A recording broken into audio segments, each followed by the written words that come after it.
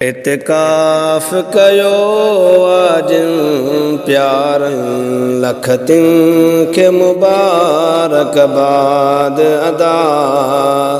इत्काफ़ कयो आज प्यारनि लखतिन के मुबारकबाद अदा।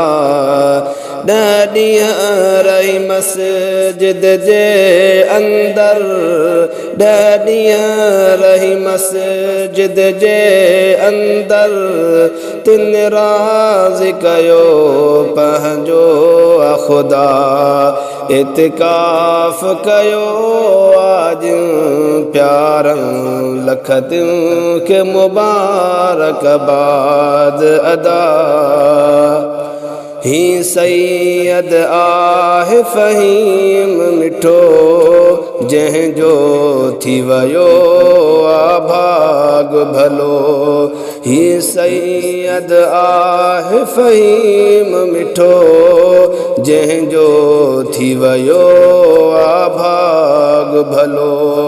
अल्लाह जी रहमत जो सायो, अल्लाह जी रहमत जो सायो, हर वक्त थियो जंहिंखे अता।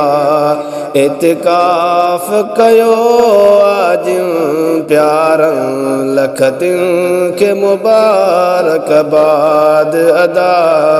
ॾींहं रही मस्जिद जे अंदर, तिन राज़ कयो पंहिंजो ख़ुदा।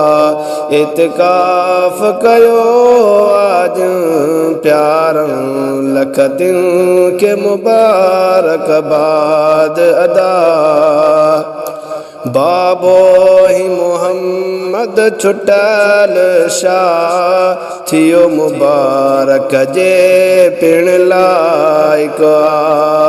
बाबो ही मोहम्मद छुटल शाह, थियो मुबारक जे पिण लाइक़ आ।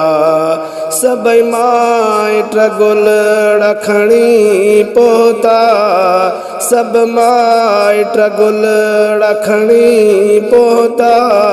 वाधायूं ॾियनि था सभई मिठा। इत्काफ़ कयो आज प्यारनि लखतिन के मुबारकबाद अदा। खुश खूब हिते मारूफ़ थियो, जावेद करे पिण ख़ुशियूं पयो। खुश खूब हिते मारूफ़ थियो, जावेद करे पिण ख़ुशियूं पयो।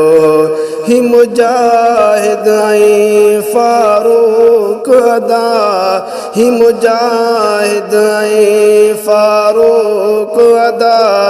कन गुलड़नि जी अॼु था वरखा। इत्काफ़ कयो आज प्यारनि लखतिन के मुबारकबाद अदा। ॾींहं रही मस्जिद जे अंदर, तिन राज़ कयो पंहिंजो ख़ुदा।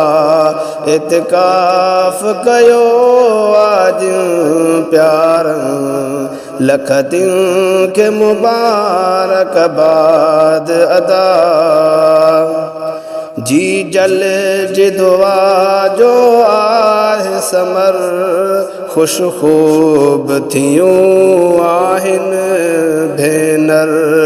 जी जल जी दुआ जो आहे समर, खुश खूब थियूं आहिनि भेनर। अल्लाह थियो अॼु राज़ी आ, अल्लाह थियो अॼु राज़ी आ।